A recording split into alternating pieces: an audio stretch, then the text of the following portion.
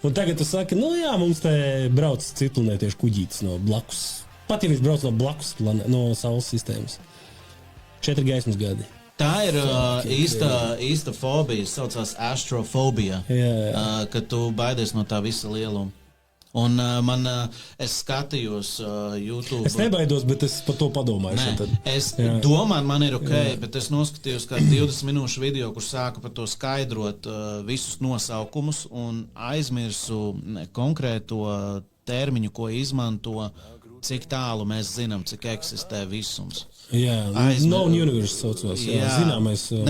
Tas ir pat vizuāli, kā tas izstāst, tā ir melna līnija, ka tālāk vairs nezinām. Es aizmirsu, kā tu termiņu sauc. Un tad man bija tāds, ok, what the fuck. Es jau jūtu, jo viņš tik harizmātiski to saka, un es tur vienkārši nieju tajā visā iekšā tādā flowā, tur jau.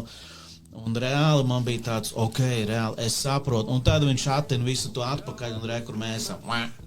Tur bez mazvēja. Un tādā aspektā tas visums ir tik liels, tiešām. Ir grūti ikdienā.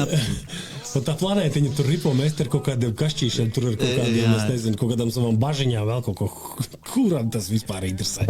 Nu tādā kosmiskā tādā tā kā izmērā, ne?